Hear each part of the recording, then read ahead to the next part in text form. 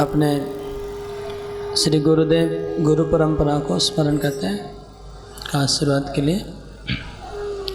ओम अज्ञानतिमिरान्धस्य ज्ञानाञ्जनशलाकया चक्षुरुन्मीलितं येन तस्मै श्रीगुरवे नमः।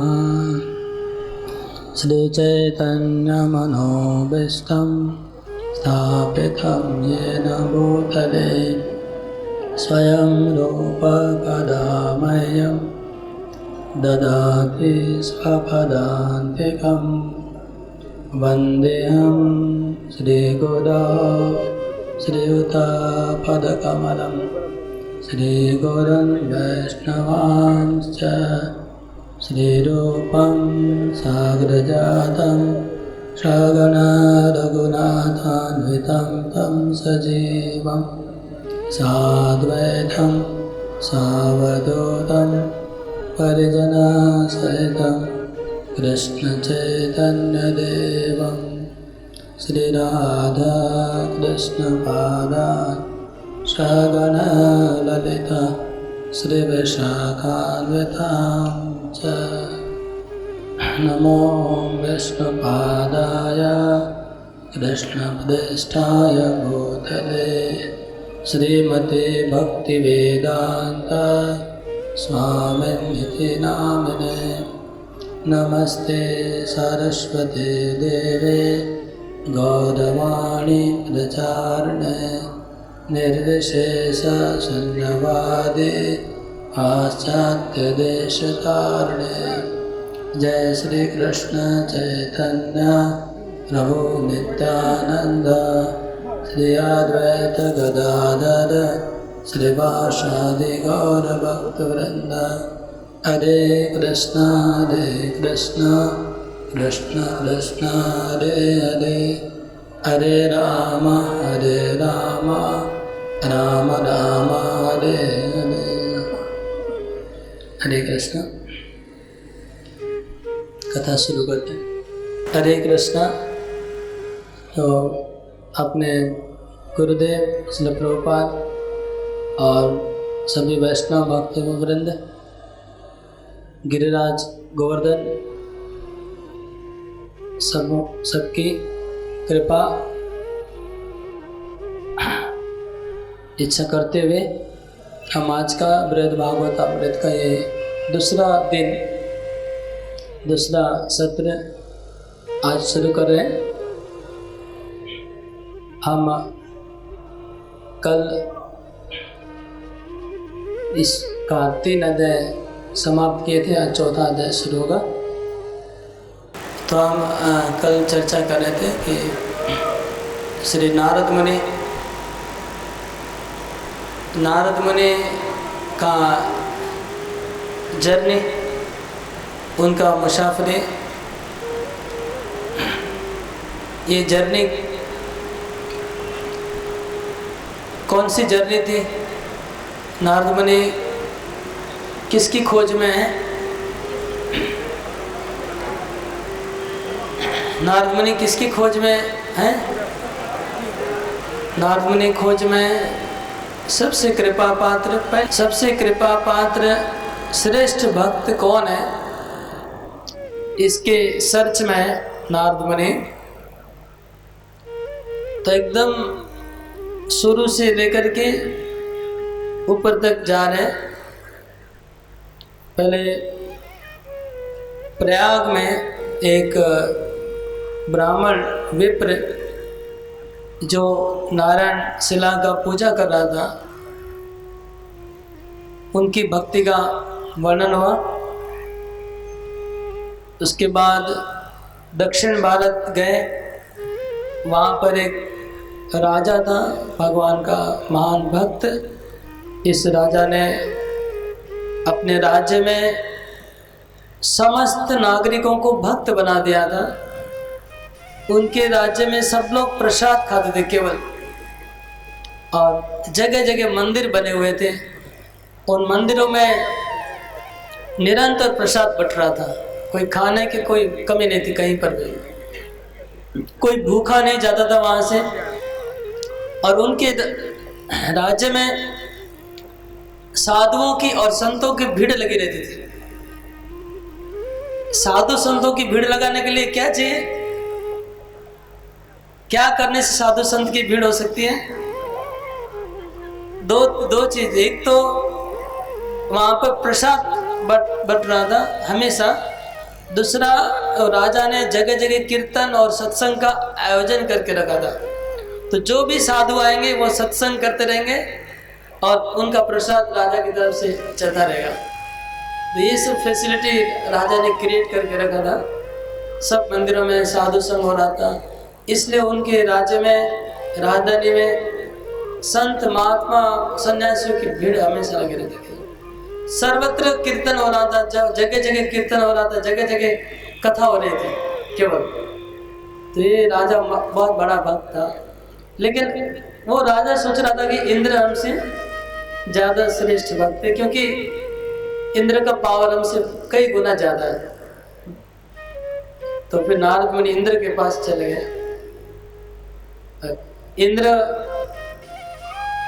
भगवान उनके छोटे भाई बन के रहते हैं इंद्र के साथ, और इंद्र को बड़ा भाई बोल के भगवान उनको सम्मान करते हैं। और इंद्र के लिए भगवान असुरों को मारते हैं, इंद्र को सहायता करते हैं हमेशा।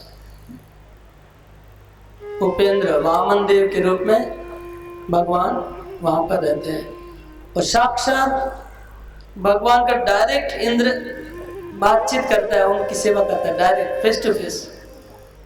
ये उनका सौभाग्य है इंद्र का। लेकिन इंद्र सोचता है कि नहीं, ब्रह्मा मेरे से ज़्यादा श्रेष्ठ है, क्योंकि कुछ कुछ मामलों में तो इंद्र भी पीछे पड़ जा रहा है ब्रह्मा से। जो भगवान इंद्र के दरबार में रहते हैं, लेकिन थोड़ा देर के लिए रहते हैं, थोड़ा देर के लिए रहते फिर चले जाते हैं। फिर इंद्र अगर उनसे मुलाकात करना चाहता है तो भगवान बोलते तुम ब्रह्मा से अपना काम ले। ब्रह्मा शिव बड़े बड़े देवता हैं, तो मेरे पास आने की क्या जरूरत है तुमको। तो इंद्र को हमेशा भगवान एक्सेस नहीं देता है। तो नारद मुनि ब्रह्मा के पास चले गए और ब्रह्मा जी को कहा, भाई आप तो सृष्टि करने वाले हैं, आप जगत के पितामह हैं, आप नारद मुनि के मेरे भी फादर हैं और मेरे गुरु हैं। आपसे तो ये संप्रदाय शुरू हुआ, ब्रह्म संप्रदाय। भगवान ने आपको चतुश्लोकी सुनाए, आपसे मुख से चार वेद निकले हैं, और वेद तो साक्षात हाथ जोड़ के खड़े रहते हैं ब्रह्मा के पास। सोचिए, अगर आपके पास एनसाइक्लोपीडिया है, एनसाइक्लोपीडिया जानते तो आपको कंप्यूटर में रहेगा, बुक में रहेगा, तो आपको सर्च करना पड़ेगा। और एनसाइक्लोपीडिया अगर हाथ जोड़ के आपके सामने खड़ा रह जाए तो, हाँ, अरे एनसाइक्लोपीडिया आपके सामने हाथ खड़ा, चार, एक अर्थशास्त्र वाला है, एक धनुशास्त्र वाला है, एक ये चार वेद हाथ जोड़ के खड़े हैं। जब भी जो मर्जी पूछ लो तुरंत पूरा लिस्ट आ जाएगा। ये चार वेद हाथ जोड़ के खड़े हैं उनकी सभा में ब्रह्मा की। तो इतने महान हैं आप, और भगवान ने आपको कई बार बड़े प्यार से पुकारा है। भगवान ने हाथ हैंडशेक किया ब्रह्मा जी के साथ। इतने क्लोज हैं आप भगवान पे। अब भगवान की ओर से आपने पूरे जगत का सृष्टि का भार लिया हुआ। कितने भगवान के क्लोज हैं। ब्रह्मा जी भगवान के बहुत क्लोज हैं, कम मत सोचिएगा। एक पूरे ब्रह्मांड का भार किसी के आलतू फालतू आदमी को भगवान नहीं देने वाला है। भगवान के बहुत प्रिय भक्त है, बहुत क्लोज है, उनको ब्रह्मा बनाया भगवान ने। फिर ब्रह्मा जी बोलते हैं, उनके पास नारद मुनि ब्रह्मा के पास गए, तो ब्रह्मा जी बोलते हैं, देखिए ये सब ठीक है, लेकिन आप जो बोले वो ठीक है, लेकिन प्रॉब्लम है। हाँ, लेकिन भगवान का मैं सेवा तो करना दूर रहा, मैं तो अपराध करता रहता हूँ भगवान, मेरे से अपराध ज़्यादा हो रहे हैं, भगवान की सेवा से ज़्यादा अपराध हो जा रहे हैं। कैसे? मैंने हिरण्यकशिपु को वरदान दिया और उसने वैष्णवों को सताया, और ब्रह्मा भगवान ने हमको डांट दिया सबके सामने। एक तो प्राइवेटली डांटने से थोड़ा, पब्लिक में डांटने से लोग बहुत हर्ट हो जाते हैं। तो भगवान ने सबके सामने ब्रह्मा को बोल दिया कि तुम क्या सब वरदान देते हो, थोड़ा दिमाग लगाओ वरदान देने के पहले, ऐसे वरदान नहीं देना चाहिए। ऐसे डांट दिया भगवान ने ब्रह्मा को, और डांट के चले गए नरसिंहदेव। तो देखिए, मैं तो भगवान को नाराज करते रहता हूँ, भगवान का सेवा कर रहा हूँ, लेकिन सेवा करके भगवान को खुशी नहीं कर पा रहा हूँ। फिर इतना डांट खाने के बाद फिर रावण को आशीर्वाद दे दिया, और रावण ने तो इतना गंदा काम किया कि मैं जीभ के ऊपर बोलने को भी शर्म आती है कि भगवान की पत्नी को ही अपहरण कर लिया। और इसके बाद मैंने बछड़े चुरा लिए भगवान के, और बछड़े चुरा लिए, फिर मैं बहुत अपराध किया। केवल मैं नहीं, मेरे जो पार्षद है वो लोग भी अपराध कर रहे हैं।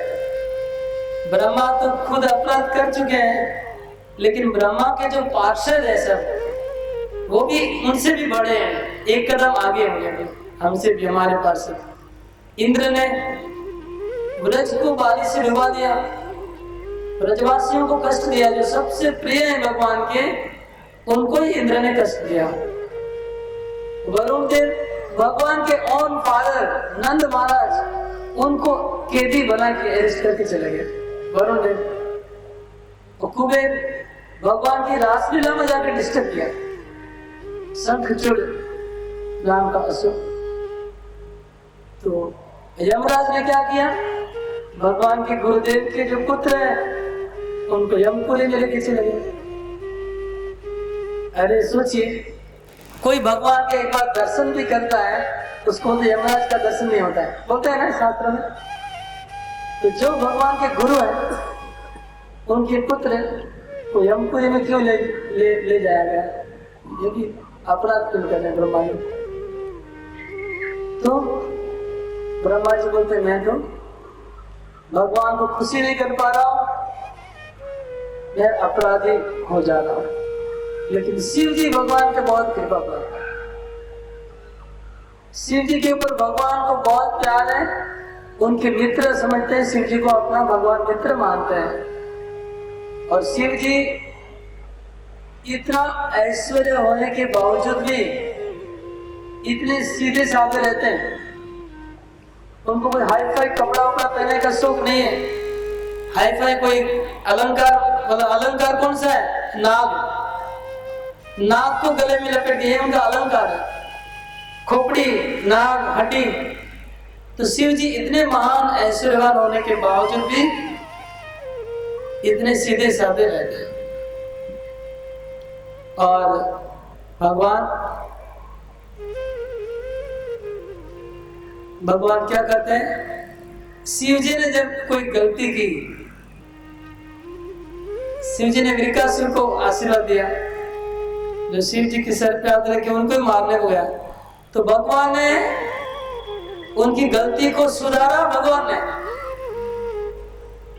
जब जब शिव ने गलती किया, विष्णु ने उसको सुधारा। सुधारने के बाद उनको डांटने की बात तो दूर रह गई, उल्टा शिव जी को दुख नहीं हो जाए, शिव जी को गिल्टनेस फील नहीं हो, मीठी मीठी वाणी से उनको और थोड़ा सा कंफर्ट किया। शिव जी को कंफर्ट कर रहे हैं गलती करने के बाद, ताकि उनको खराब नहीं लग जाए। तो शिव जी कितने भगवान के क्लोज है। और कभी कभी तो भगवान शिव जी की पूजा भी करते हैं और उनकी महिमा बढ़ा देते हैं पूरे जगत में। और विष पान के समय भगवान स्वयं विष पी सकते थे, लेकिन उन्होंने सब देवताओं का कि चलो शिव जी के पास जाएंगे। तो शिव जी भगवान के बड़े कृपा पात्र हैं, आप उनके पास जाइए। तब नारद मुनि जाते हैं शिव जी के पास, तो शिव जी की प्रशंसा करते हैं, बहुत कुछ बोलते हैं जो भी ब्रह्मा ने कहा था। तब शिव जी क्या कहते हैं, तो शिव जी बोलते हैं कि देखिए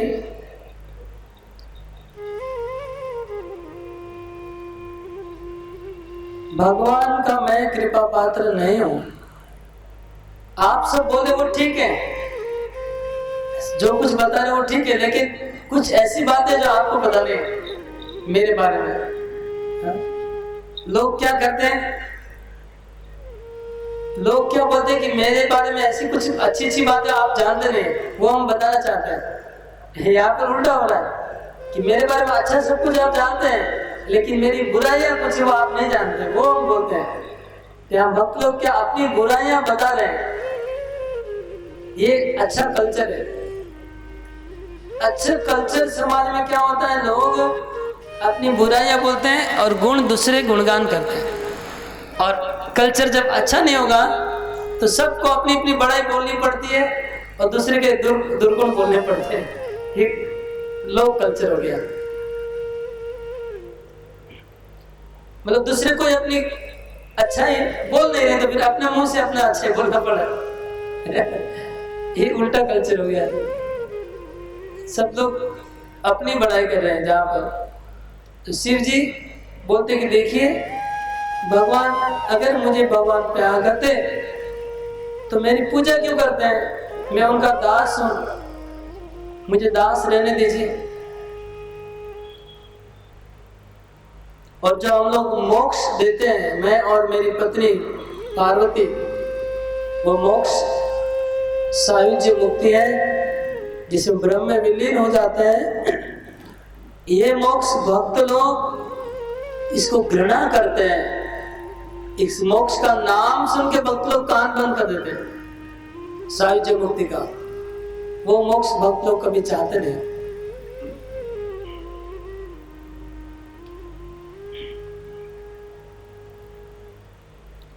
इस तरह से शिव जी कहते हैं कि हमको तमोगुण का सेवा दिया गया है, हम अहंकार के अधिष्ठाता देवता है। हमको अहंकार, जितने भी जीवों में जितना भी अहंकार है वो हमारे के द्वारा ही प्रेरित होता है, सब अहंकार। और मायावादी लोग, मायावाद शास्त्र, जो शास्त्र सबसे खराब है, जो शास्त्र जीवों को अपराधी बना रहा है, वो सब शास्त्र लिखने को हमको कहा गया। भगवान ने हमको ऐसा सेवा दिया, इतना खराब शास्त्र हमको प्रचार करना पड़ा। शिव जी शंकराचार्य बन के आते हैं और मायावाद का प्रचार करते हैं। तो शिव जी बोलते हैं कि नहीं, मेरे से ज्यादा कृपा पात्र कौन है? कौन है? वैकुंठवासी। ये वैकुंठवासी निरंतर भगवान के साथ रहते हैं, भगवान के साथ क्रीड़ा करते हैं, खेलते हैं, जोकिंग करते हैं, भगवान के साथ सारा दिन रहते हैं। और वो तीनों गुणों से ऊपर है। मैं तो तमोगुण में रहना पड़ता है, तमोगुण का डीलिंग करता हूँ। वो 3 गुण से ऊपर है। और वैकुंठवासी, वैकुंठ लोक में जन्म मृत्यु जरा व्याधि नहीं है, सब नवयौवन संपन्न है। वैकुंठवासी पूरी दुनिया में घूमते रहते हैं। जब कोई भक्त बन जाता है, वैकुंठवासी उनकी रक्षा करते हैं आके। वैकुंठवासी इतने मुझे भी बहुत प्रिय है, मैं भी उनका संग कामना करता हूं, उन वैष्णवों का। तो वैष्णव हमसे श्रेष्ठ है, वैकुंठवासी हमसे श्रेष्ठ है। फिर पार्वती देवी बीच में बोलती है कि वैकुंठवासी तो श्रेष्ठ हैं, लेकिन लक्ष्मी देवी वैकुंठ वासियों में श्रेष्ठ है। तो लक्ष्मी देवी वास्तव में वैकुंठ वासियों में श्रेष्ठ है, आप उनसे जाके मिलिए। तो शिव जी बोलते नहीं नहीं, लक्ष्मी देवी श्रेष्ठ है लेकिन उनसे भी श्रेष्ठ प्रहलाद महाराज है। तो आप प्रहलाद महाराज से जाके मिलिए, वो श्रेष्ठ भक्त है। तो भगवान अपने मुंह से ही कहते हैं कि प्रहलाद मेरा श्रेष्ठ भक्त है, लक्ष्मी देवी से भी मेरा ज़्यादा प्रिय है। तो अभी हम देखते हैं नारद मुनि जाते हैं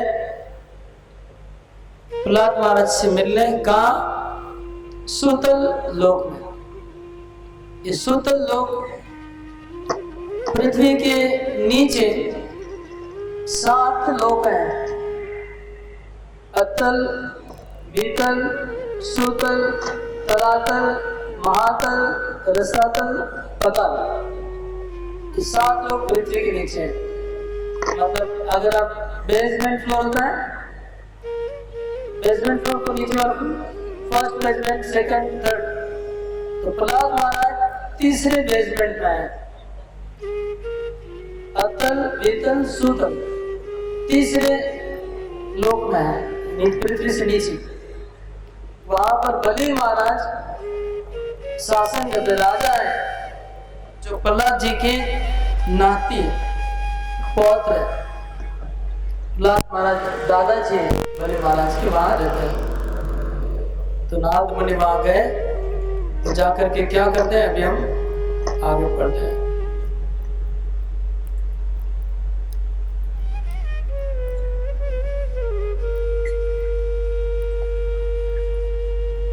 तो नारद मुनि अपनी बीणा बजाते बजाते भगवान का कीर्तन करते करते जाके असुरों के उस लोक में, सूतल लोक में पहुंच जाते हैं। उन्होंने जाके क्या देखा, वो देखे कि प्रहलाद महाराज एकांत में बैठे हुए भगवान का ध्यान में लगे हुए हैं और वो भगवान को हृदय में दर्शन कर रहे हैं। जब दूर से प्रहलाद महाराज ने देखा कि उनके गुरुदेव गुरु महाराज नारद मुनि पधार रहे हैं, तो तुरंत प्रहलाद महाराज खड़े हो गए। देखिए, शिष्य अगर भक्ति में डूबा हुआ है, लेकिन अगर गुरु वहां आ जाते हैं तो खड़े हो जाना चाहिए। भक्ति बाद में, हाँ, गुरु की सेवा पहले, गुरु की आज्ञा पहले। नारद मुनि प्रहलाद खड़े हो गए और जाके नारद मुनि के चरणों में दंडवत प्रणाम किए,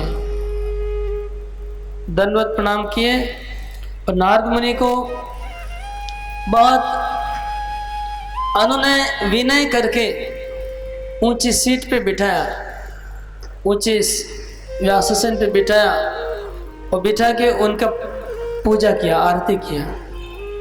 पूजा करके उनको बहुत सुंदर सुंदर सामग्रियां भेंट में दी। नारद मुनि सब पूजा की सामग्रियों को त्याग दिए और खड़े हो गए और बोले कि हे प्रहलाद महाराज,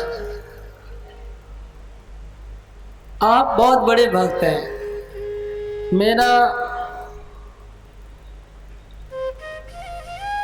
मेरा चिरकाल से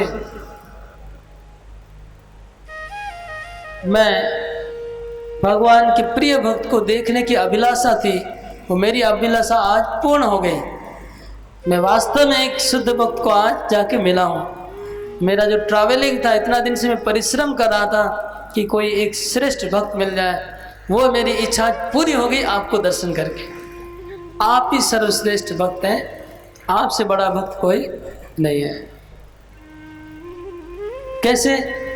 क्योंकि आप 5 साल की उम्र से, 5 साल की उम्र में आपने भक्ति शुरू कर दी और आपने संकीर्तन शुरू कर दिया। ये बहुत रेयर है, शास्त्रों में ऐसे बहुत रेयर एग्जाम्पल होंगे जहाँ पर एक 5 साल का भक्त कीर्तन करवा रहा है, लोगों को प्रचार कर रहा है।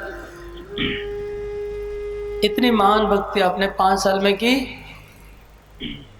और आपके ऊपर आपके पिताजी ने कितने अत्याचार किए। हाथी के पांव में रौंद दिया, पर्वत से गिरा दिया, सांपों के बिल में डाल दिया, समुद्र में गिराया। आपने सारे कष्ट को झेल लिया, इतने विघ्नों को झेल लिया, और भगवान ने आपको निरंतर रक्षा की। और आपके संपर्क में आकर के ये सब असुर भी भक्त बन गए। आपने कितने असुरों को भक्त बना दिया। प्रहलाद महाराज जब स्कूल में थे तो क्लास में जब टीचर आते नहीं थे, जब कोई पीरियड खाली जाता था तो प्रहलाद महाराज उस पीरियड को खुद ले लेते थे और क्या सिखाते थे? भक्ति। भक्ति का क्लास, जो भी पीरियड ऑफ होगा वो पीरियड में क्या होगा? भक्ति का क्लास। वो क्लास कौन लेते हैं? प्रहलाद महाराज। और स्टूडेंट्स कौन है? असुर। असुर बालकों को प्रहलाद महाराज भक्ति का क्लास देते थे और सब बालकों को भक्त बना दिया। स्कूल में कीर्तन होता था। तो अभी भी सब कलियुग के प्रभाव से आसुरिक स्वभाव वाले लोग हैं। तो हमारे भक्त लोग जो स्कूल में पढ़ाई करते हैं वो लोग भी प्रहलाद महाराज का ही रोल करते हैं थोड़ा बहुत। अपने स्कूलों में असुरी मित्रों को भक्ति का प्रचार करते रहते हैं, उनको भी भक्त बनाते हैं। प्रहलाद महाराज असुरों को भक्त बनाए। हे प्रहलाद महाराज, आप जब कृष्ण में आविष्ट हो जाते हैं तो आप नृत्य करते हैं, आप गाते हैं, आपका शरीर में कंपन होता है, आप उच्च स्वर में रोने लगते हैं, आप सब जीवों का उद्धार कर रहे हैं आपकी भक्ति के द्वारा।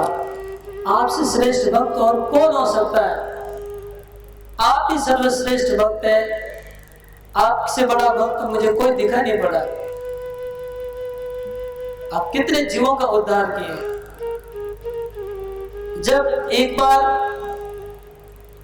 आपको सागर में गिरा दिया गया था तो भगवान स्वयं आपको गोद में ले लिए और गोद में लेकर के मां के जैसा प्यार किया आपको। भगवान ने प्रहलाद महाराज को मां के जैसा प्यार किया और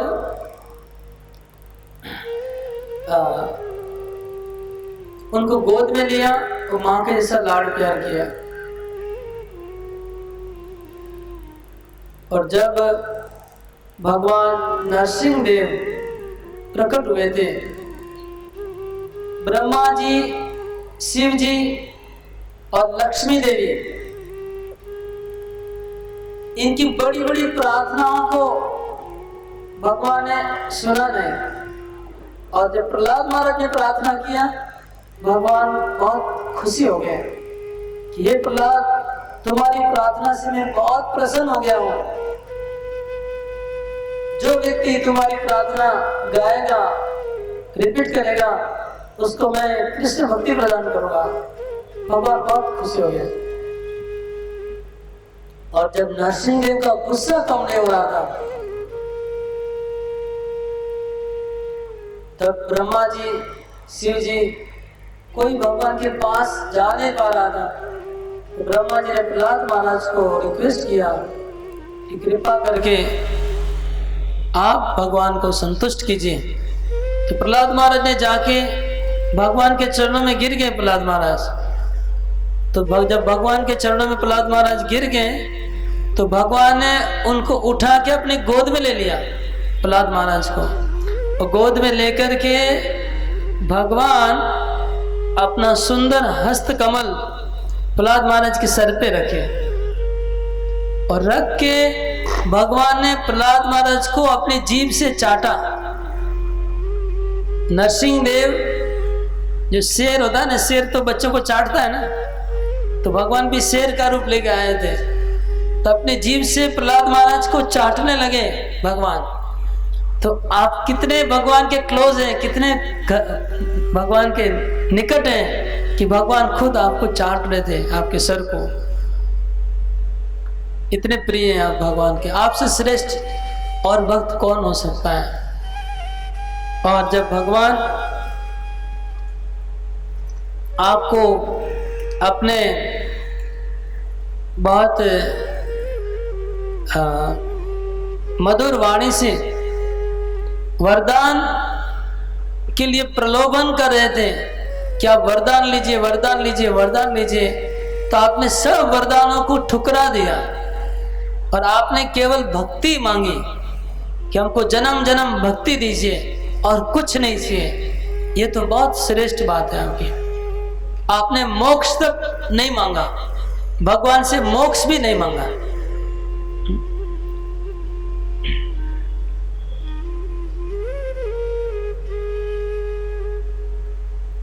और आपकी एक घटना तो बहुत फेमस है। एक बार प्रहलाद महाराज नैमिषारण्य में भगवान पीतांबरधारी भगवान को दर्शन करने जा रहे थे। तो दर्शन करने जा रहे थे तो रास्ते में उन्होंने देखा कि एक व्यक्ति तपस्वी कंधे पे धनुष बाण रखा हुआ है और तपस्या कर रहा है। सोचिए, दोनों कॉन्ट्रडिक्शन है ना। हाथ में धनुष बाण है और तपस्या कर रहा है। तो प्रहलाद महाराज बोला ये आदमी गलत है, ये आदमी गलत है। इधर तपस्या कर रहा है, हाथ में धनुष बाण लिया है। तो प्रहलाद महाराज ने उसको ललकारा कि आ जाओ, मैं तेरे से युद्ध करूंगा। तो तपस्वी खड़ा हो गया और प्रहलाद महाराज से युद्ध करने लगा। तो युद्ध इतना घमासान हुआ कि युद्ध में कोई जीत नहीं रहा था। नहीं तो तपस्वी जीत रहा था और नहीं तो प्रहलाद महाराज। कोई हार नहीं रहा था, कोई जीत नहीं रहा था। तो शाम हो गई और गेम हो गया न्यूट्रल। प्रहलाद महाराज रात को बहुत चिंता में पड़ गए कि ये क्या है आदमी, ये मैं हरा नहीं पा रहा हूँ। कितने बड़े बड़े लोग को चकमा दे दिया मैं, धोखा, इसको नहीं कर पा रहा हूँ कुछ। तो सुबह उन्होंने भगवान का बहुत भक्ति से पूजा किया, बहुत प्रार्थना किया कि भगवान कुछ रास्ता दिखाइए, कुछ हो नहीं रहा है, आज फिर से मुझे लड़ना है। फिर दूसरे दिन ना प्रहलाद महाराज गए, तपस्वी से लड़ाई किए। प्रहलाद महाराज ने देखा कि उन्होंने भगवान को जो पूजा किया था और जो माला उन्होंने भगवान के पहनाया था सुबह, वही माला वो तपस्वी के गले में पड़ा हुआ है। जिनको सुबह पूजा किया वही माला उसके गले में पड़ा हुआ है। वो समझ गए कि ये तो मेरे ही भगवान है। तो प्रहलाद महाराज तुरंत अपना धनुष छोड़ दिए, दंडवत प्रणाम किए, माफी मांगे, अब बहुत स्तुति किए, हे भगवान मुझे पता नहीं था, माफ कर दीजिए। तो भगवान बोले नहीं नहीं, मैं तुम्हारी युद्ध कला से बहुत प्रसन्न हूँ, तुमने मुझे जीत लिया है, मैं तुम्हारे सामने हार गया हूँ। तो जैसे नारद मुनि ने कहा तो प्रहलाद महाराज तुरंत बोलने लगे कि हाँ मैंने भगवान को जीत लिया है, मैंने भगवान को जीत लिया है। ऐसे प्रहलाद महाराज बोले। तब नारद मुनि बोलते हैं कि हे प्रहलाद, आपने भगवान को जीता है, ये कौन सी बड़ी बात है। आपका नाती, आपका पोता बलि महाराज, उसने तो भगवान को केवल जीता नहीं है, उसने अपने द्वार पे वो गार्ड बना दिया, भगवान को द्वार कीपर बना के रख दिया है, अपना सिक्योरिटी बना दिया है भगवान को, भगवान को पूरा जीत लिया है। आपका जब आपका नाती इतना पावरफुल है, पोता, कि वो भगवान को अपना गेट कीपर बना दिया है, तो आपकी भक्ति तो उससे ज्यादा है। इसलिए हे प्रहलाद महाराज, मैंने निश्चय किया है सब छोड़ छाड़ के अभी मैं आपके पास ही रहना चाहता हूं, मैं इधर ही रह जाऊंगा।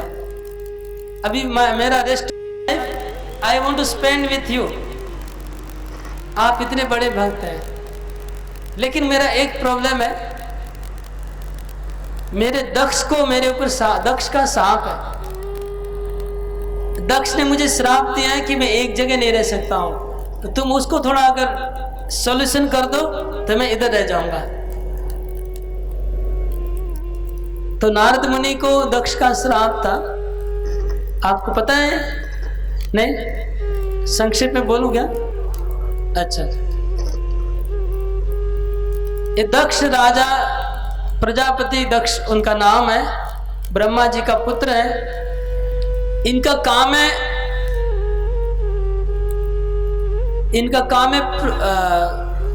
पॉपुलेशन बढ़ाना। प्रजापति का अर्थ होता है पॉपुलेशन बढ़ाना, जगत को पॉपुलेट करना। तो उन्होंने 10,000 पुत्रों को एक साथ जन्म दिया, और जन्म दे करके दक्ष प्रजापति ने कहा कि आप लोग भी पिता के जैसे प्रजापति बनना है, आप लोग भी पॉपुलेशन बढ़ाना है मेरे जैसा। इसलिए आप लोग पहले थोड़ा सा ब्रह्मचर्य पालन करके शक्ति संचय करके आओ। तो 10,000 पुत्रों को नारायण सरोवर भेजा तपस्या करने के लिए, ताकि वो लोग शक्ति लेके आ जाए, फिर पॉपुलेशन बढ़े शादी करने के पहले। तो नारद मुनि वहां पर गए नारायण सरोवर में, और उन 10,000 पुत्रों से मिले, और नारद मुनि ने कहा 10 क्वेश्चन पूछा, 10 प्रश्न पूछा उन बच्चों को कि आप अगर 10 प्रश्नों का आंसर जानते हो तो फिर शादी कर लो और पॉपुलेशन बढ़ाओ। बोल के नारद मुनि चले गए। वो 10 प्रश्न ऐसा था जिसके बारे में सोचने से पूरा संसार का सब प्रश्नों का आंसर हो जाता है। तो प्रश्नों को सुन के सबके अंदर वैराग्य उत्पन्न हो गया, सब संसार छोड़ के वहां से सीधा सन्यासी बन के चले गए, और घर वापस ही नहीं आए। और दक्ष बेचारा वेट करता रह गया कि हमारे बेटे गए हैं, आने से बड़ी धूमधाम से शादी कराऊंगा, उसके पहले ही चले गए। तो दक्ष इतना क्या बोलते धैर्यवान है, उसको क्या बोलते हैं इंग्लिश में, पेसिमिस्टिक और ऑप्टिमिस्टिक है। वो हार नहीं माना, फिर 1,000 पुत्र उत्पन्न कर दिए दोबारा, और इतना ऑप्टिमिस्टिक है कि वो फिर उनको भी नारायण सरोवर भेज दिया कि आप लोग तपस्या करिए, फिर आएंगे तो हम लोग शादी करेंगे और सबका पॉपुलेशन बढ़ेगा। तो 10,000 पुत्र 1,000 पुत्र नारायण सरोवर में गए। नारद मुनि भी कम नहीं है, फिर आ गए,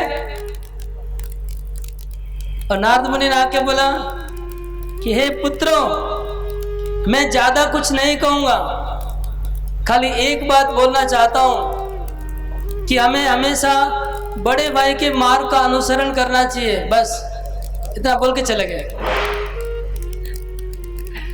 ये 1,000 पुत्र सब समझ गए, एक बात में सब कुछ समझ गए, और वो 1,000 फिर चले गए सन्यासी बनके। और नारद मुनि इतने साहसी हैं, इतने मतलब क्या बोले, उनका इतना साहस है, इतना वो पावरफुल है कि ये सब होने के बावजूद सीधा दक्ष के पास गए, सीधा दक्ष के पास गए उनको गुड न्यूज देने के लिए। और दक्ष तो गुस्से में धुआं हो गया, इतना गुस्सा किया नारद मुनि को, क्या नहीं बोला, सब गाली जितना उनके लैंग्वेज में जितनी गालियां चलती है सब दे दी गाली।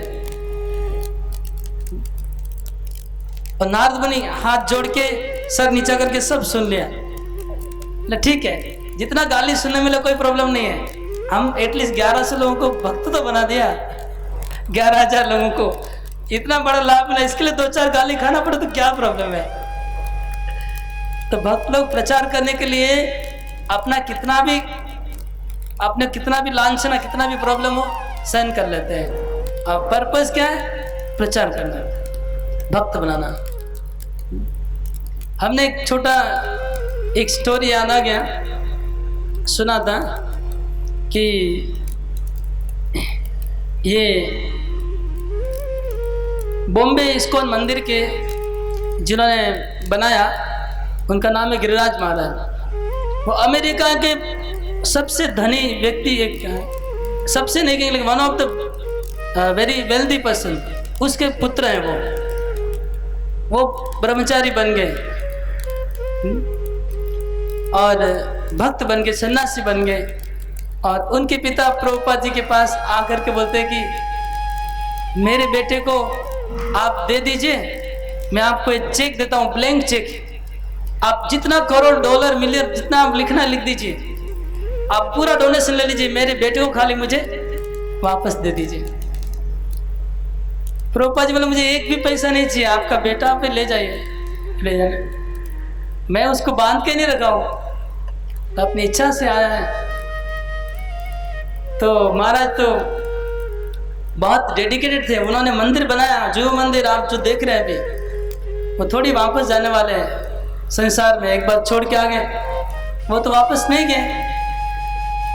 तो दक्ष भी जैसे नाराज हो गए थे, इसी प्रकार अमेरिका में बहुत पेरेंट्स लोग नाराज हो गए कि सब हमारे लड़के लोग हरे कृष्ण में चले जा रहे हैं।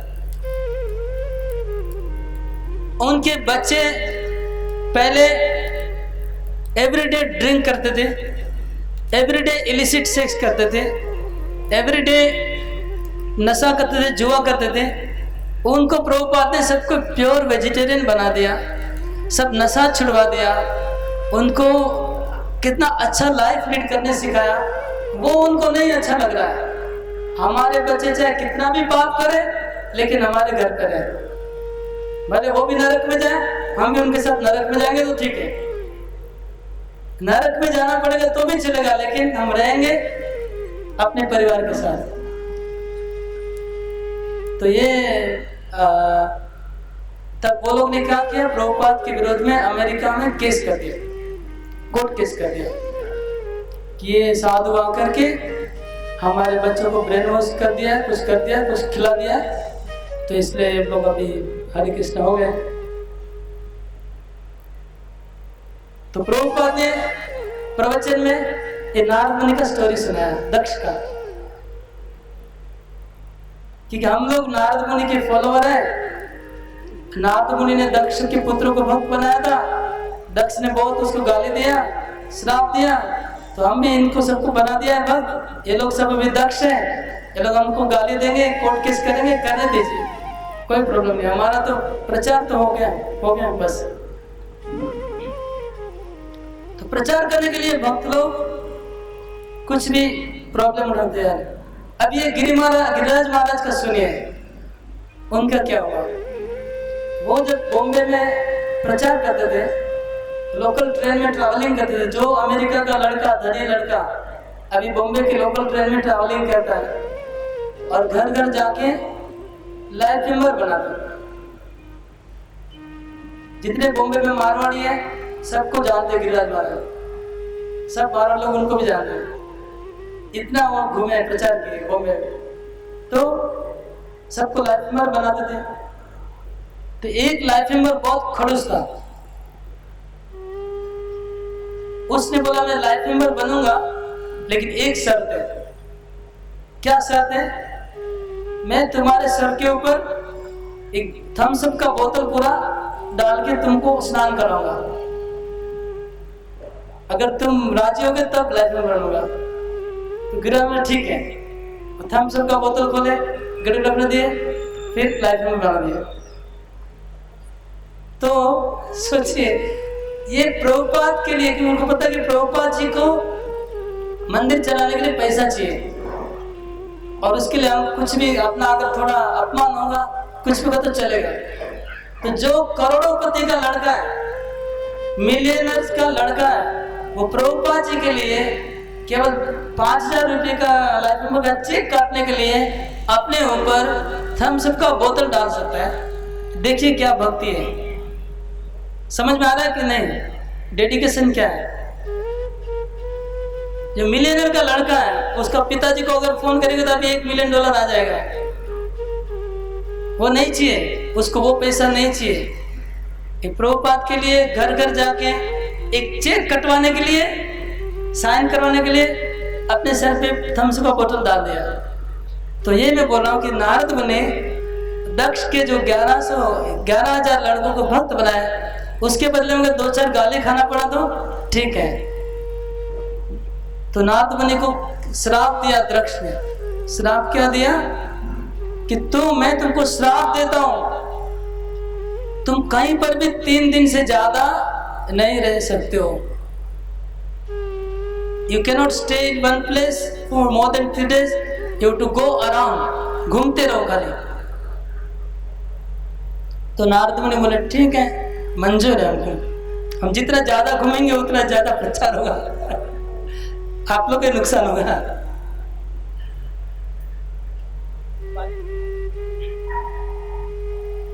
तो ये नारद मुनि अभी प्रहलाद महाराज को बोल रहे हैं कि मैं तो तुम्हारे साथ रहना चाहता हूं,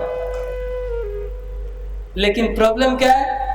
दक्ष का श्राप है। तो लेकिन मुझे विश्वास है तुम्हारा भक्ति का जो पावर है, और दक्ष का श्राप को तुम कैंसिल कर सकते हो। तो तुम दक्ष के श्राप को कैंसिल कर दोगे और मैं तुम्हारे साथ हमेशा के लिए रह जाऊंगा।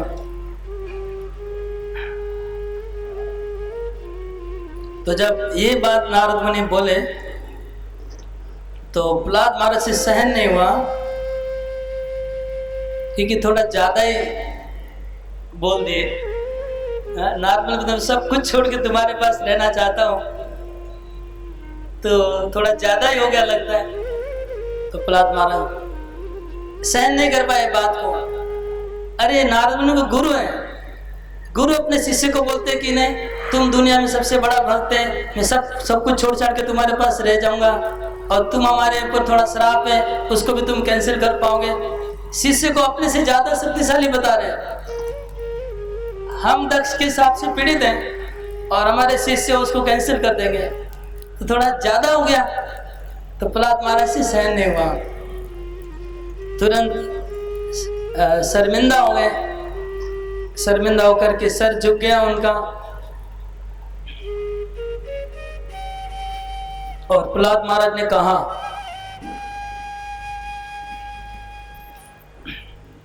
हे भगवान नारद मुनि, आप मेरे गुरुदेव हैं, आप मेरे गुरुदेव हैं, आप आचार्य हैं, आपको मेरे से बहुत ज्यादा शास्त्र का ज्ञान है, आप अच्छी तरह जानते हैं कि कौन भगवान का प्रिय है कि नहीं है। इसके लिए मुझे ज्यादा एक्सप्लेन करने की जरूरत नहीं है। मैं भगवान का अच्छा भक्त नहीं हूं, ये बोलने के लिए ज्यादा आवश्यकता नहीं है, आप अच्छे से जानते हैं। फिर भी मैं बताता हूं कि मेरे में क्या बुराइयां हैं। गुरुदेव को तो सब जानते हैं, शिष्य की बुराइयां, गुरुदेव को बोलने की जरूरत नहीं है। फिर भी बोलता हूँ क्योंकि आप हमको इतना बड़ाई करें, तो मैं बोलता हूँ मेरे में क्या बुराई है।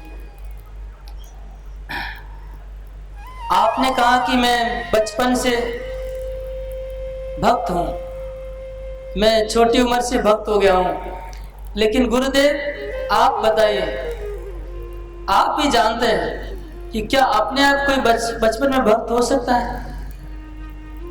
अपने आप में हो गया बचपन भक्त?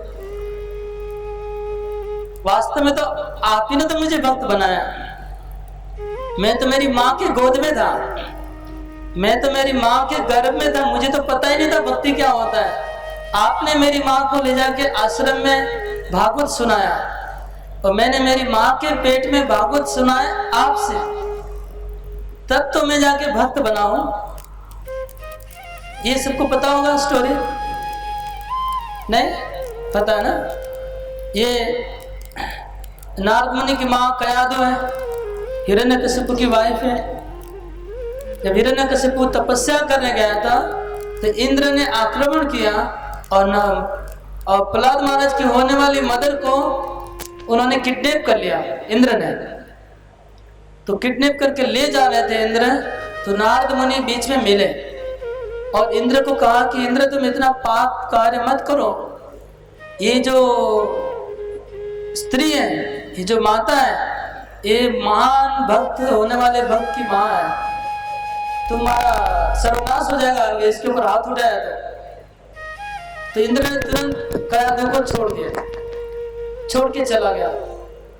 तब कयादु बोले कि हे नारद मुनि, आपने मुझे इंद्र से छुड़वा दिया, लेकिन मेरे घर पे मेरे स्वामी नहीं है, कल को दूसरा इंद्र आएगा, तीसरा आएगा तो मैं जाऊंगी कहाँ? मुझे आप ही प्रोटेक्शन दीजिए, अभी शेल्टर दीजिए। तो नारद मुनि उसको अपने आश्रम में लेके गए, हिरण्यकशिपु के वाइफ को, और अपने आश्रम में उनको जगह दिया रहने का। और नारद मुनि प्रतिदिन उनको भागवत सुनाते थे और कयादु के पेट में जो प्रहलाद महाराज थे वो भागवत सुनते थे। और जब प्रहलाद महाराज जन्म लिए तो उनको पूरा भागवत आता था, लेकिन उनकी माँ पूरा भूल गई। कैसे हो? माँ भूल गई लेकिन उनको प्रहलाद महाराज को याद है। तो प्रहलाद महाराज बोलते हैं कि देखिए, मैं बचपन से भक्त हुआ हूँ, उसके पीछे कुछ कारण है, वो कारण आप जानते हैं, मैं अपने आप भक्त नहीं बना हूं।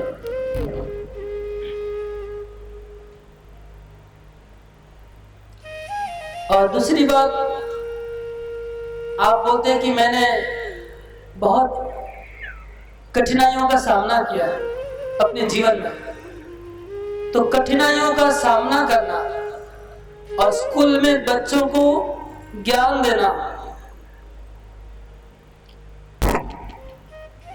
मोक्ष की प्रार्थना को ठुकरा देना, दूसरे जीवों को दया करना, ये सब कृष्ण भक्ति के सिम्टम नहीं है। ये सब करने के लिए कृष्ण का शुद्ध भक्त बनने की जरूरत नहीं पड़ती, ये तो ऐसे ही हो जाता है। ये कोई लक्षण नहीं है कि मैं भगवान की ज्यादा कृपा प्राप्त हूं। मैंने अगर विघ्नों को, कठिनाइयों को सामना किया, कठिनाई को सामना बहुत लोग करते हैं, मैंने अगर मोक्ष को अस्वीकार किया है, इसे कैसे साबित होता है कि मैं कृष्ण की मेरे पर ज्यादा कृपा है? तो इस तरह से प्रहलाद बाबा ने सब बातें कैंसिल कर दी, इतना ही बोल दे।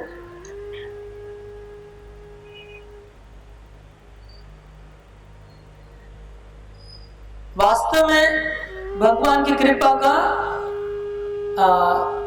लक्षण ये है कि जो भगवान की सेवा में लगे रहे। अगर कोई भगवान की सेवा में लगा हुआ है तो मानना चाहिए कि उसके ऊपर भगवान की कृपा है। भगवान का दास बनना ये भगवान की कृपा का लक्षण है। लेकिन कठिनाइयों को सामना करना, मोक्ष को स्वीकार नहीं करना, स्कूल में 1-2 क्लास लेक्चर दे देना, लेक्चर मार देना, ये सब प्रमाण नहीं होता है। तो हनुमान जैसे लोग जो निरंतर भगवान की सेवा करते रहते हैं, वो सिम्टम है भक्ति का।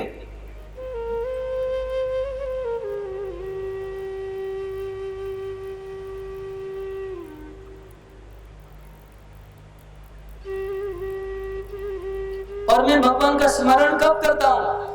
जब मेरे ऊपर आफत आती है, मैं विघ्नों में फंसा रहता हूँ, इसलिए भगवान को स्मरण करता हूँ। मैं स्पॉन्टेनियसली थोड़ी भगवान को स्मरण करता हूँ।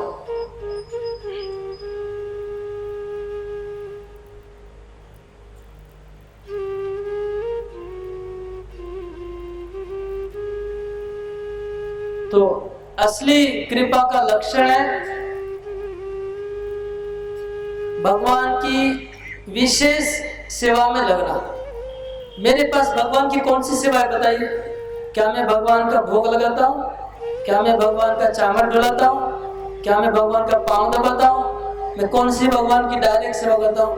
जो भगवान की डायरेक्ट सेवा करते हैं, विशेष सेवा करते हैं, वो भगवान के श्रेष्ठ भक्त माने जाएंगे। जैसे हनुमान जी और नरसिंह देव जो अवतार लिए थे वो मेरे लिए नहीं लिए थे। नरसिंह देव अवतार लिए थे देवताओं को सहायता करने के लिए।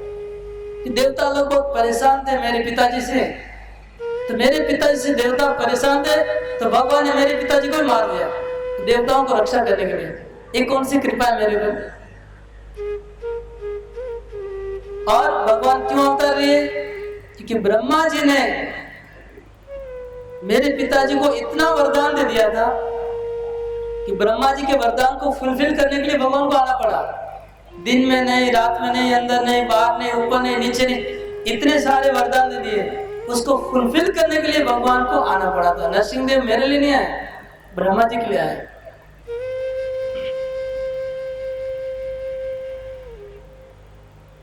और नरसिंह देव आए थे अपनी भक्ति की महिमा बढ़ाने के लिए कि अगर मेरी कोई भक्ति करेगा उसको मैं हेल्प करूंगा। ये एस्टैब्लिश करने के लिए भगवान मुझे रक्षा किए।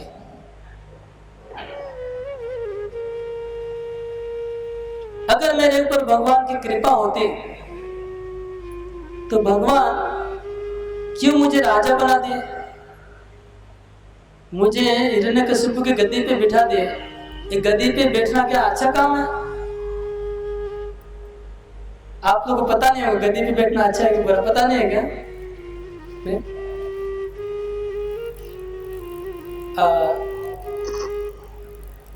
किसने एक स्टोरी इसके ऊपर है, याद नहीं आ रहा, लेकिन गद्दी पे बैठना अच्छा नहीं, इतना समझ आइए।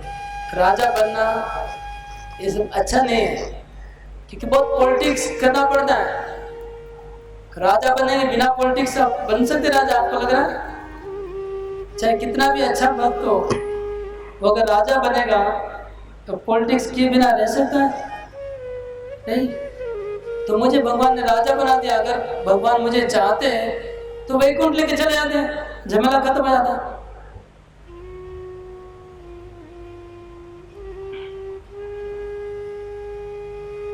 फिर प्रहलाद महाराज एक श्लोक बोलते हैं भागवतम से, तो भगवान ने भागवतम में कहा है कि जो भक्त के ऊपर मेरी विशेष कृपा होती है उसका समस्त भौतिक ऐश्वर्य मैं विनाश कर देता हूँ ताकि वो फुल सरेंडर हो जाए। तो अगर भगवान मेरे ऊपर कृपा करते तो मेरा ऐश्वर्य खत्म कर देते, मुझे राजा क्यों बना दिया?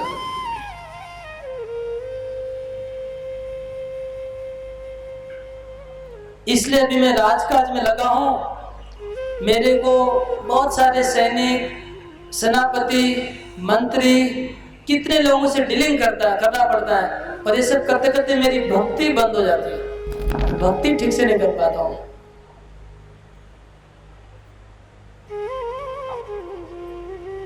और जो मैं, आप बोले कि भगवान के साथ मैंने युद्ध किया था, आप अच्छा ही बोले। सोचिए अगर मैं भगवान का अच्छा भक्त होता तो उनके साथ मैं युद्ध क्यों करता? मुझे युद्ध नहीं करना चाहिए भगवान के साथ, उनकी पूजा करनी चाहिए। और मैंने जो बच्चों को क्लास दिया था स्कूल में, वो मेरा पांडित्य का प्रदर्शन था। केवल मेरे ज्ञान का प्रदर्शन करने के लिए मैं सब लेक्चर देता हूँ। फिर प्रहलाद महाराज कहते हैं कि असुरों के साथ रहते रहते थोड़े थोड़े तो प्रभाव, जैसा संग वैसा रंग, जैसा संग वैसा रंग। मैं 24 घंटा असुरों के साथ रहता हूं तो उनका भी थोड़ा थोड़ा उच्छिष्ट तो हमारे मिलता रहता है। तो मेरा हृदय में भी बहुत शुष्क ज्ञान, जो भक्ति का सबसे बड़ा ऑब्स्टिकल है, वो भर गया है, जिसकी वजह से मैं शुद्ध भक्ति नहीं कर पाता हूं।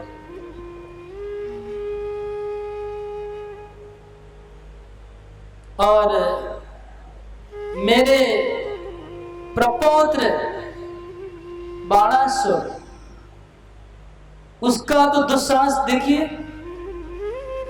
उसने कृष्ण के साथ ही लड़ाई कर लिया। ये क्या मेरा शुद्ध भक्ति का लक्षण है? अगर मैं शुद्ध भक्त होता तो मेरा परपोता भगवान से क्यों लड़ता? इसीलिए प्रमाण होता है कि मैं शुद्ध भक्त नहीं हूं। और दूसरा एक बात क्लेरिफाई करना चाहता हूं कि ये जो बलि महाराज के द्वार पे भगवान वामन देव जो रहते हैं, इसके बारे में आपको जान लेना बहुत जरूरी है नारद मुनि, कि वो जो बलि महाराज के द्वार पे जो वामन देव रहते हैं ना, वो बलि महाराज को गेटकीपर बन के जो रहते हैं, उनकी सुरक्षा के लिए वास्तव में उनका रहने का कारण दूसरा है। वो बलि महाराज को कृपा करने के लिए वहां पर नहीं खड़े, वो भगवान इसलिए खड़े हैं कि बलि महाराज जाके फिर से इंद्र के ऊपर आक्रमण नहीं कर दे, इसलिए उनको रोक के रखा है दरवाजे के ऊपर। माने वो बलि की सुरक्षा नहीं कर रहे, सुरक्षा इंद्र की कर रहे हैं। देखिए कितने चतुर होते हैं भक्त लोग, अपने आप को छोटा बताने के लिए बहुत एक्सपर्ट होते हैं। भक्त लोगों को एक्सपर्ट होना चाहिए दूसरों को बड़ाई करने में, अपने को छोटा दिखाने में। ये सीखिए इधर से, प्रहलाद महाराज से, how to convince other that I am insignificant, I am smallest and you are greater. इसमें थोड़ा बुद्धि दिमाग लगाना चाहिए। अभी उल्टा दिमाग चल रहा है, लोगों को कन्विंस करना चाहते हैं कि हम श्रेष्ठ हैं और वो छोटे हैं। तो प्रहलाद महाराज कितने एक्सपर्ट है। फिर आगे कहते हैं कि प्रहलाद महाराज कि वास्तव में ये बलि महाराज के द्वार पे जो उपेंद्र, वो कहा जाता है कि वो वहां पर है। ऐसा कहा जाता है कि भगवान बलि महाराज के द्वार पे है, लेकिन ऐसा देखा नहीं जाता है। वहां पर भगवान दिखते नहीं है। वो तो एक बार रावण वहां गया था बलि महाराज को मिलने, और रावण ने उनको देखा था। रावण को भगवान ने लात मार के उड़ा दिया। जब रावण बलि महाराज के पास गया था तो दरवाजे के ऊपर भगवान थे उपेंद्र, वामन देव, उन्होंने लात मार के रावण को भगा दिया। तो केवल रावण ने देखा था। और क्यों भगवान ने ऐसा किया?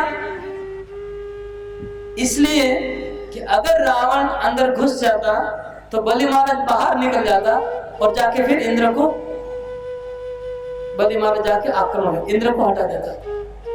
तो इसलिए भगवान ने रावण को भगा दिया ताकि बलि महाराज वहां से निकल नहीं जाए। और ये भगवान को और एक बार दुर्वासा ने देखा था। अब भगवान तो सर्वत्र है, भगवान तो सर्वत्र है, लेकिन उनको देखने की योग्यता चाहिए। अगर देखने की योग्यता नहीं है तो भगवान को आप अगर देखने की योग्यता तो यहाँ ही देख सकते हैं। उसके लिए आपको बलि महाराज के पास जाने की जरूरत नहीं है, कहीं पर भी देख सकते हैं। अगर देखने की योग्यता नहीं है तो वहां पर भी नहीं दिखाई पड़ेंगे। इसलिए वो कोई बड़ी बात नहीं है कि बलि महाराज के द्वार पे भगवान खड़े हैं।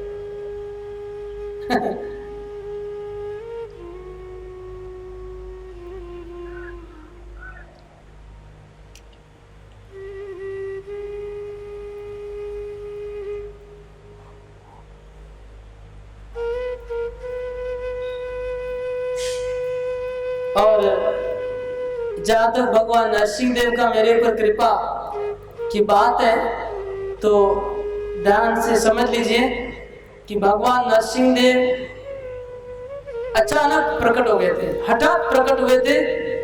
मुझे पता भी नहीं था कि नरसिंह देव आएंगे। हठात आए थे, अचानक आए थे और अपना लीला खत्म करके अचानक चले गए। तो सहसा आए और सहसा चले गए। एक झलक में आए और दूसरे झलक में चले गए। कुछ क्षणों तक तो रहे खड़े भगवान। तो उसमें क्या कृपा हुई मेरे ऊपर। इसलिए मैं कहता हूँ कि आप अगर असली भक्त को मिलना चाहते हैं तो जाइए हनुमान जी के पास। कि हनुमान जी भगवान के प्रिय सेवक हैं, भगवान के प्रिय भक्त हैं। और कहाँ मिलेंगे हनुमान जी? किम पुरुष वर्ष में जाइए। किम पुरुष वर्ष क्या है मैं बताता हूँ। अभी तो नारद मुनि कहाँ गए हुए हैं? कहाँ पर है? सुतलोक में। सुतलोक में है। तो जो अभी हम लोग जहाँ रहते हैं, इस जगह का नाम है भूमंडल। भूलोक। ये भूमंडल में 7 द्वीप है, 7 आइलैंड। भूमंडल में 7 द्वीप है, 7 आइलैंड है। उसमें जिस आइलैंड में हम लोग रहते हैं उसका नाम है जम्बू द्वीप। हम लोग जम्बू द्वीप में रहते हैं। जब आप लोग कोई पूजा वूजा करवाते हैं तो फिर पंडित लोग बोलते हैं भारतवर्ष से जम्बू द्वीपे गंगायाम पश्चिम पारे पूर्व पारे पूरा बोलते हैं ना, तो वो है जम्बू द्वीप जहाँ हम लोग रहते हैं। जम्बू द्वीप के अंदर 9 वर्ष है। 9 वर्ष में एक वर्ष है भारतवर्ष। भारतवर्ष है, भारत खंड है। तो एक जम्बू द्वीप में भारतवर्ष है और एक वर्ष है जिसका नाम है किम पुरुष वर्ष। ये भारत से बहुत दूर है। वो किम पुरुष वर्ष में जम्बू द्वीप में हनुमान जी रहते हैं। तो हनुमान जी गोलोक धाम नहीं गए, रामचंद्र सबको लेके चले गए, हनुमान जी को छोड़ के गए। तो हनुमान जी अभी भी हैं किम पुरुष वर्ष में। तो आप किम पुरुष वर्ष में जाइए, वहां आपको हनुमान जी मिलेंगे। तो नारद मुनि चलते हैं फिर से और जाकर के किम पुरुष वर्ष में मिलते हैं हनुमान जी को। तो नारद मुनि अपना वीणा बजाते बजाते नारद मुनि पहुंचते हैं हनुमान के पास।